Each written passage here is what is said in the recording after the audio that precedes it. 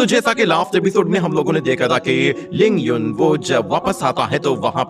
पे सब लोगों को योंग फे के अगेंस्ट भड़का देता है और सब लोग उसे मारने के दर पे आ जाते हैं। यहाँ तक कि लिंग युन उसके सर की कीमत लगा देता है और कहता है कि जो भी मुझे उसका सर ला कर देगा मैं उसे 1.5 लाख गोल्डन कॉइन्स दूंगा। इसके बाद तो फिर सब लोग उसे मारने के लिए जंगलों में टूट पड़ते हैं और जब योंग फे उन लोगों को मिलता है तो वो उसके साथ फाइट करते हैं, मगर योंग फे वहां से भी बचकर निकल जाता है और वहां पर वो युआन लोंग के साथ मिलकर एक प्लानिंग करता है और कहता है कि हमें अब लिंग युन को एक प्लानिंग के जरिए ही फंसाना होगा, क्योंकि मैं जिंदा हूं तो मेरा यकीन कोई नहीं करेगा, पर अगर मैं मर जाऊं तो शायद लोगों को मेरी बात पे यकीन आ जाएगा। इतने में वो लोग फिर वहां पर एक लेटर लिखकर उसे हर जगह फेंकना शुरू कर देते हैं और दूसरी तरफ हम देखते हैं कि वो लोग लिंग रेजिडेंस में घुसने के लिए वहां पर चोरी छुपे आते हैं और देखते हैं कि लिंग फैमिली के 2 मास्टर्स अभी भी एक रूम के अंदर मौजूद हैं और उनके आसपास पहरा बहुत ही ज्यादा सख्त है। योंग फे ड्रैगन से कहता है कि मैं लिन फैमिली के मास्टर्स को हैंडल करता हूँ, तुम जरा इन छोटे चमचों को देखो। तो युआन लोंग कहता है कि तुम हमेशा मुझे ऐसे काम में फंसा देते हो जो कि बिल्कुल ओपनली करना पड़ता है। हम लोग एक साथ मिलकर भी तो जा सकते हैं और एक साथ मिलकर अगर हम लिंग युन को मारेंगे तो उसने हमें और भी ज्यादा आसानी होगी। मगर योंग फे उससे कहता है जरा आहिस्ता बोलो, लिंग युन को मारना बहुत आसान काम है, मगर ज्यादा मुश्किल काम यह है कि हमें अपने ऊपर लगे हुए इल्जाम को भी हटाना है और ये काम सिर्फ मैंगलियार ही कर सकती है, क्योंकि अब बस वही एक गवाह बची है। तो युआन लोंग कहता है तो फिर इसमें टेंशन वाली क्या बात है, तुम बस मुझे कहो, मैं उसे पकड़ कर लाता हूँ, उसके बाद वो तुम्हारी सारी बातें मानेगी, जो तुम उससे चाहो करवा सकते हो। ये सुनकर योंग फे उसे जोर से मुक्का मारते हुए कहता है कि तुम बिल्कुल पागल हो, फौरन से जाओ और अपना काम शुरू करो। तो युआन लोंग फौरन से नीचे जाता है और दरवाजे पे खड़े हुए गार्ड्स के सामने डांस करना शुरू कर देता है ताकि वो उन लोगों का ध्यान बटा सके और योंग फे अपना काम कर दे। उन दोनों गार्ड्स को कुछ पता ही नहीं होता कि वो ड्रैगन यहाँ पे कर क्या रहा है। वो लोग यही समझ रहे थे कि शायद बेवकूफ सा ड्रैगन है जो कि यहाँ वहाँ फेंक रहा है, मगर अचानक से योंग फे उनके पीछे आ पहुंचता है और उन्हें आपस में टकरा कर बेहोश कर देता है और वो लोग फिर उस दरवाजे के पास जाते हैं जहाँ पर लिन फैमिली के बाकी लोग मौजूद थे। वो जाते ही उस दरवाजे से अपनी एक एनेस्थेटिक मेडिसिन का बना हुआ फ्यूम अंदर ट्रांसफर करना शुरू करते हैं ताकि अंदर मौजूद जितने भी लोग हैं वो उस फ्यूम की वजह से बेहोश हो जाएं। और होता भी ऐसा ही है, वो फ्यूम इतना ज्यादा खतरनाक होता है कि जहां जहां तक पहुंचता है वहां पर लोग आहिस्ता आहिस्ता बेहोश होना शुरू हो जाते हैं और योंग फे बहुत ही आसानी से लिंग युन के रूम तक पहुंच जाता है और वो देखता है कि वहां पर लिंग युन एक जगह बैठा हुआ है। योंग फे इसी मौके का फायदा उठाकर अपनी सोड लेकर उसकी बॉडी के आर पार कर देता है, जिसके साथ लिंग युन का काम तमाम हो जाता है। मगर योंग फे को थोड़ी सी हैरानी होती है, वो उसे पलट कर देखता है तो वो लिंग युन की रियल बॉडी नहीं होती बल्कि एक पपेट बॉडी होती है, जिस पर वो समझ जाता है कि ये एक जाल है। और अचानक से वहां पर पीछे एक धमाका होता है जिससे एक ड्रैगन उस कोर्टयार्ड से बाहर आ गिरता है और एक एल्डर फिर अंदर से आते हुए उस ड्रैगन पर एक जोरदार अटैक करने के लिए आता है, मगर वो ड्रैगन अपने हाथ में मौजूद उस बोतल को गोल गोल घुमाते हुए तेजी से उस एल्डर को दे मारता है, जिससे वहां पे हर जगह वो पॉइजनस फ्यूम फैल जाता है और युआन लोंग को लगा कि इस फ्यूम से तो ये एल्डर आराम से बेहोश हो जाएगा, मगर उस एल्डर पर इसका कोई असर नहीं होता। ये देखते ही फिर युआन लोंग अपने ड्रैगन पंजे के साथ उस पर हमला करने जाता है, मगर वो एल्डर उसका पंजा पकड़कर उसे गले से पकड़ता है तो पीछे से योंग फे भी पहुंच जाता है और वो कहता है कि उससे अपने हाथ हटाओ। इतना कहते ही वो अपनी सोड के साथ एक इतना जोरदार अटैक करता है कि वो उस एल्डर को वहां से उठाकर बहुत ही दूर फेंक देता है, जिससे वो एल्डर इतना जख्मी होता है कि वो दोबारा लड़ने के लायक ही नहीं रहता। और इससे पहले कि योंग फे उसे खत्म कर पाता, अचानक से पीछे से एक और वेपन आता है जो कि योंग फे की तरफ आ रहा था। ये देखते ही योंग फे अपनी सोड के साथ उस अटैक को फौरन से रोककर वापस पीछे धकेल देता है और हमें दिखाया जाता है कि वहां पर लिंग युन आ चुका होता है। वो अपने लोगों को योंग फे को चारों तरफ से घेरने के लिए कहता है और योंग फे को कहता है कि तो फाइनली तुम उन माउंटेन से बाहर निकल ही आए, सोचा नहीं था कि तुम वहां से बच निकलोगे। खैर देखो तुमने क्या बेवकूफी कर दी, एक जगह से तो तुम बच ही गए थे मगर घूम फिर के फिर भी तुम अपनी मौत के पास ही आ खड़े हो। ये सुनते ही वो सारे के सारे सोल्जर्स फिर एक साथ योंगफei के चारों तरफ आ जाते हैं। तो योंगफei कहता है कि अगर तुम लोग जिंदा नहीं रहना चाहते तो फिर आ जाओ। ये कहने की देर थी कि वो अपनी सूट के साथ उन लोगों पर टूट पड़ता है और एक एक करके उन्हें मारना शुरू कर देता है। योंगफei के अटैक इतने खतरनाक होते हैं कि वो एक एक बार में एक एक वॉरियर को निपटा देता है। ये देखते ही लिंग युन समझ जाता है कि ये वॉरियर इसका कुछ नहीं बिगाड़ पाएंगे और वो खुद भी उसे शायद ना मार पाए। वो एक सोल्जर से कहता है कि फौरन से सिग्नल भेजो। ये सुनने के बाद वो लोग मदद बुलाने के लिए फौरन से एक सिग्नल रिलीज करते हैं जो कि ऊपर जाकर फटता है तो पूरे शहर में वो सिग्नल दिखाई देता है और सब लोग समझ जाते हैं कि योंगफei वहां पे मौजूद है। और योंगफei का मतलब है 1.5 लाख युआन कॉइंस। और इसी लालच में वो लोग योंगफei को पकड़ने के लिए फौरन से उस डायरेक्शन की तरफ निकल पड़ते हैं ताकि वो लोग 1.5 लाख गोल्डन कॉइंस को हासिल कर सकें। और यहाँ पर लिंग युन वो योंगफei का मुकाबला करने के लिए उसके सामने खड़ा होता है और कहता है कि मैंने सोचा नहीं था कि तुम 10,000 माउंटेन से भी बच जाओगे, पर मुझे इतना पता था कि अगर तुम वहां से बच जाते हो तो तुम मेरे पास जरूर आओगे। अगर तुम वहीं मर जाते तो शायद अच्छा होता, मगर तुम यहाँ पर एक दर्दनाक मौत के लिए आए हो, इसीलिए मैं तुम्हारी ये ख्वाहिश जरूर पूरी करूंगा। ये कहने के बाद लिंग युन भी अपनी सूट से योंगफei पर अटैक करता है और हमें दिखाया जाता है कि दोनों की तलवारें टकराती हैं और दोनों ही अपने स्वॉर्ड स्किल्स के साथ एक दूसरे को मारने के लिए अपना पूरा जोर लगाते हैं। और यहाँ पर लिंग युन उससे कह रहा होता है कि तुम एक टर्टल की तरह हो जो कि एक जार के अंदर बंद है, चाहे तुम कुछ भी कर लो, तुम्हारे नसीब में सिर्फ एक दर्दनाक मौत लिखी है। मगर योंगफei भी उसके हर एक अटैक का जवाब देता है और उससे कहता है कि मुझे इतना तो पता है कि मैं तुमसे ज्यादा जीने वाला हूँ। इतना कहने के बाद लिंग युन योंगफei को उठाकर पीछे फेंक देता है और उस पर अपनी सूट से वार करने ही वाला होता है, मगर योंगफei वहां से भी पीछे निकलकर अपनी जान बचाता है और लिंग युन को मारने के लिए अपनी मल्टीपल स्वॉर्ड फॉर्मेशन एक्टिवेट कर देता है, जिसके साथ वो लिंग युन पर एक साथ बहुत सारी स्वॉर्ड्स थ्रो करता है। वो स्वॉर्ड उसके बिल्कुल पास से होकर गुजर रही होती है, जिससे बचते हुए लिंग युन को थोड़ी सी दिक्कत का सामना करना पड़ रहा था। वो उन स्वॉर्ड से बचकर पीछे जाकर एक जोरदार स्प्लैश अटैक रिलीज करता है जो कि योंगफei के बिल्कुल पास से होकर गुजर जाता है, मगर पीछे मौजूद युआन लोंग ये देखते ही अपनी जान बचाने की कोशिश करता है और वो फ्लैश अटैक उसके बिल्कुल ऊपर से पत्थर को काटते हुए निकल जाता है। ये देखकर युआन लोंग के पसीने छूट जाते हैं और वो कहता है कि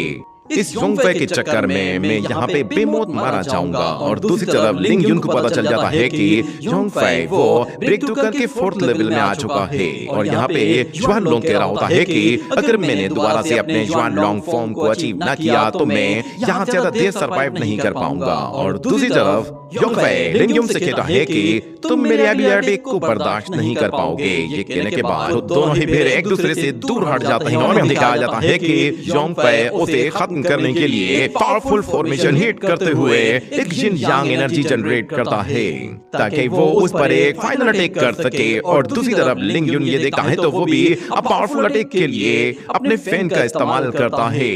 और उसके साइज को कई गुना बढ़ाकर सीधा योंगफei के ऊपर गिराता है। तो योंगफei अपने दोनों हाथों से एक जोरदार एनर्जी अटैक करता है जो कि इतना ताकतवर होता है कि वो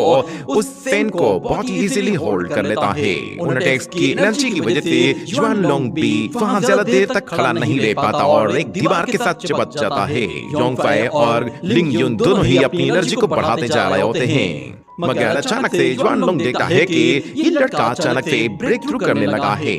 पर यहाँ पर ब्रेक थ्रू नहीं बल्कि योंगफei की वो इविल पावर उस पर हावी होने लगी थी, जिस पर योंगफei कहता है कि ये टेक्निक अपने आप ही रिवर्स होने लगी है। मगर दूसरी तरफ लिंग युन को लग रहा था कि शायद योंगफei कमजोर पड़ रहा है। वो उसे कहता है कि तुम ज्यादा देर तक होल्ड नहीं कर पाओगे, मगर जैसे ही वो इविल फॉर्म योंगफei पर अपना कंट्रोल लेता है तो अचानक योंगफei की पावर इतनी ज्यादा बढ़ जाती है कि वो 4th लेवल से भी कई गुना ज्यादा एनर्जी गेन कर लेता है और उसके साथ अपने अंदर से ऐसा एनर्जी ब्लो रिलीज करता है कि जो उस फैन को पूरी तरह से डिस्ट्रॉय करते हुए सीधा जाकर लिंग युन को हिट करता है, जिससे लिंग युन बुरी तरह से हर्ट होता है और वहां से पीछे जा गिरता है। उसे भी यकीन नहीं आता कि अचानक से योंगफei के अंदर इतनी ज्यादा पावर कहां से आ गई। ये पावर कुछ इविल पावर फील हो रही थी और यहाँ पर योंगफei वो अपने एविल फॉर्म को कंट्रोल करने के लिए अपने माइंड को स्टेबल करने की कोशिश करता है ताकि उसकी किलिंग इंटेंशंस वो खत्म हो सके। और वो कहता है कि पता नहीं ये किलिंग इंटेंशंस मेरे ऊपर इतना तेजी से कंट्रोल कैसे ले लेती है। मैं बार बार आउट ऑफ कंट्रोल होने लगता हूँ और इस तरफ लिंग यून दोबारा से खड़ा हो जाता है तो जोंग फे कहता है कि जुआन लोंग हमारा पे नाकाम हो गया है, अब अगले स्टेप की बारी है। ये कहने के साथ वो जुआन लोग को लेकर वहां से भाग जाता है तो लिंग यून कहता है कि चाहे तुम कहीं भी चले जाओ, तुम मेरे जाल के अंदर फंसे हुए हो, इसलिए तुम्हारे छुपने के लिए कोई भी जगह नहीं है। तुम जहां भी जाओगे वहां मौत तुम्हारा इंतजार कर रही होगी। यहाँ पे हम देखते हैं कि जुआन लोंग वो जोंग फे के साथ जा रहा होता है और अचानक वो एक गली में जाते ही एक बास्केट उठाता है और उस बास्केट को लेकर भागता है, मगर वहां पर कुछ और वॉरियर्स उसके सामने आ जाते हैं। ये देखते ही वो उस बास्केट को जोंग फे की तरफ थ्रो करता है तो जोंग फे उस बास्केट को उन वॉरियर्स की तरफ थ्रो कर देता है, मगर वो वॉरियर्स उस बास्केट को तोड़कर उसके टुकड़े टुकड़े कर देते हैं और वो सारे पेजेस हर जगह बिखर जाते हैं। जिसके बाद कुछ वॉरियर्स उन पेजेस को उठाकर उसमें लिखी हुई इस स्टोरी को पढ़ना शुरू करते हैं तो उन्हें पता चलता है कि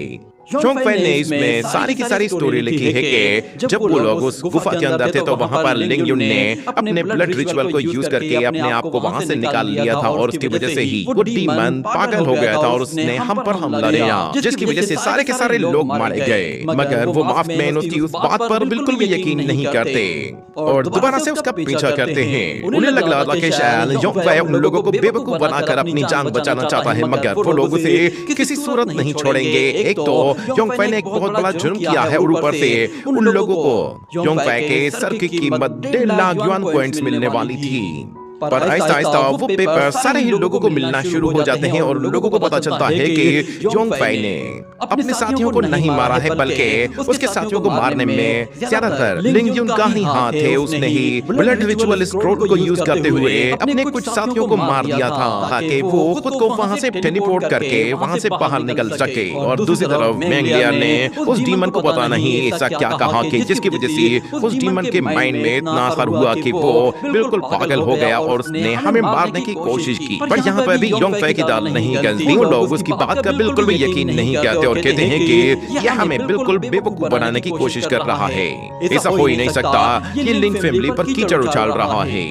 और वो लेटर पे जब लिंग यून को मिलता है तो वो पढ़ता है कि उसके अंदर जोंग फे ने सारी की सारी सच्चाई लिखी है, जिस पर उसे थोड़ी सी परेशानी होने लगती है कि शायद अब गेम उसके कंट्रोल से बाहर होने वाली है। इसलिए उसे फौरन से अब आगे की प्लानिंग करनी है और उसके लिए उसे मैंगलियर को ढूंढना होगा। जब तक वो नहीं मिल जाती तब तक आगे की सिचुएशन के लिए उसे पूरी तरह से तैयार रहना होगा। और इस तरह एल्डर ज़ुओ वो जोंग फे को वहां से भागते हुए देखता है और कहता है कि योन फे ने इन पेपर्स में जो कुछ लिखा है क्या ये वाकई में सच है? मगर ऐसा कैसे हो सकता है? लगता है कि शायद ये लड़का अभी भी घबराया हुआ है। इसके अंदर तो काफी एनर्जी है जिसके साथ ये इन लोगों को मार सकता है, मगर ये इन सब लोगों को किसी डायरेक्शन की तरफ लेकर जा रहा है। वो लोग जब उसका पीछा कर रहे होते हैं तो एक बंदा कहता है कि चलो रुक जाओ, हम आगे कहीं भी नहीं जा सकते। और योंग फे कहता है कि अगर तुम लोगों ने मुझे रोका तो फिर मैं तुम लोगों पर जरा भी तरस नहीं खाऊंगा। मगर वो वॉरियर कहता है कि तुम्हें मारकर तो हमें 1.5 लाख गोल्डन पॉइंट्स लेने हैं। ये कहने की देव थी कि योंग फे उस वॉरियर को चकमा देते हुए ऊपर से जाकर उसके पीछे जा पहुंचता है और अपनी सोड निकालते ही फिर से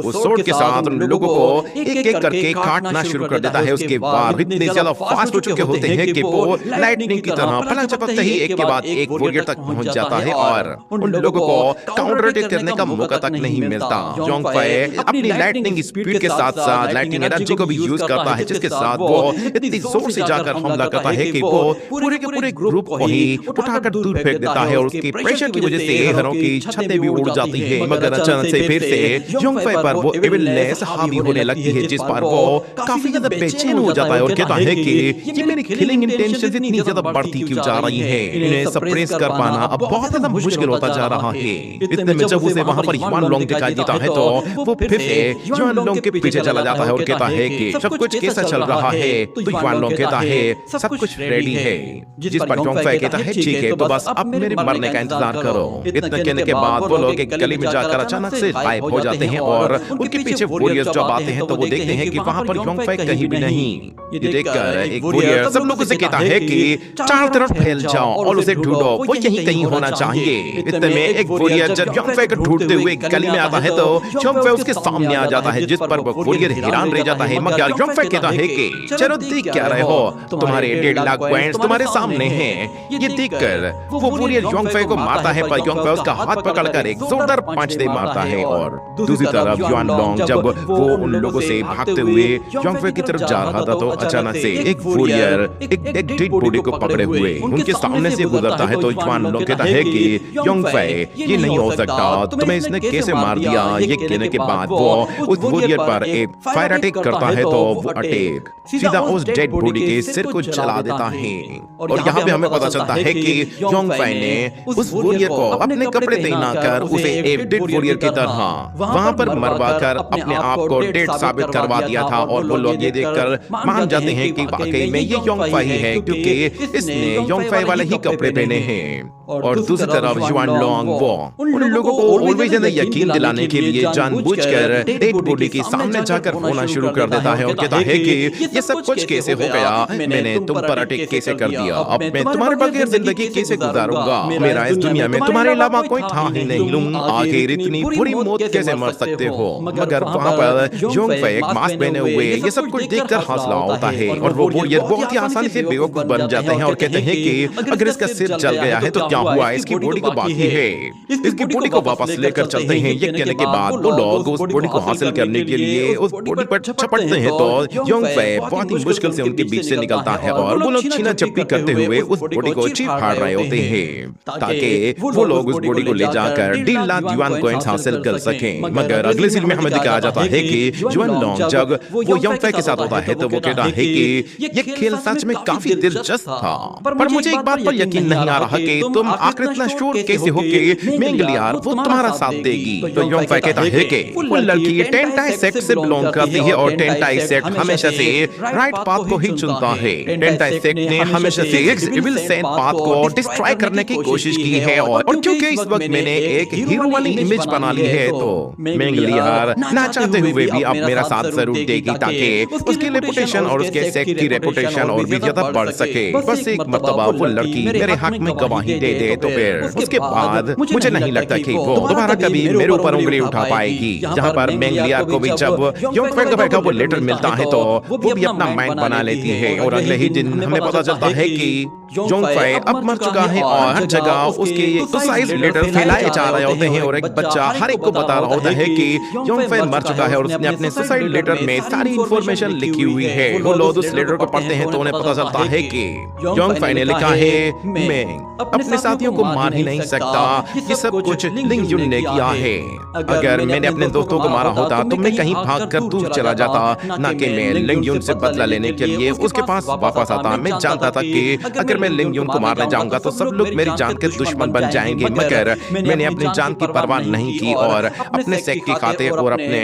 दोस्तों के बदले की खातिर मैं वापस आया हूँ। इस तरह की कहानी पढ़ने के बाद अब लोगों को यकीन आने लगता है कि योंगफे वाकई में सही था, जानता था कि यहाँ पर आने का मतलब है मौत। वो फिर भी यहाँ पर आया था और उसने अपनी जान दे दी। वो सच में अपना बदला लेना चाहता था। इसका मतलब है कि लिंग युन ने हम सब लोगों को बेवकूफ बनाया है। आहिस्ता आहिस्ता ये खबर पूरे शहर में फैलना शुरू हो जाती है और लोगों को लिंग युन की सच्चाई का पता चल जाता है और योंगफे का काम और भी ज्यादा आसान हो जाता है, क्योंकि जब तक वो जिंदा था कोई भी उसकी बात नहीं मान रहा था, मगर मरने के बाद उसके सुसाइड लेटर से उसको काफी ज्यादा एडवांटेज मिल गया था। और दूसरी तरफ लिंग युन सब लोगों को समझाने की कोशिश करता है कि तुम लोग एक लेटर यकीन कर रहे हो, क्या इस लेटर से सच्चाई बदल जाएगी? मगर वो लोग लिंग युन पर भी भड़क जाते हैं और कहते हैं कि अगर उस लड़के ने सब लोगों को मारा था तो वो भागा क्यों नहीं, वो यहाँ पे बदला लेने के लिए क्यों आया था, जबकि वो जानता था कि पूरा का पूरा शहर ही उसका दुश्मन बना हुआ है। और वहाँ पर फिर शेंडला केगमी के तीनों डेन्स भी आ जाते हैं और लिंग युन से कहते हैं कि योंगफे की मौत को लेकर हमें कुछ डाउट है और हम तुमसे कुछ सवाल पूछना चाहते हैं, इसीलिए तुम्हें हमारे साथ चलना होगा। अगले सीन में हमें दिखाया जाता है कि वो लोग उसे शेंडला अकेडमी में लेकर आते हैं और उसके हाथ पैर बांध देते हैं और वहाँ पे मौजूद क्राउड इतना ज्यादा भड़का हुआ होता है कि वो लोग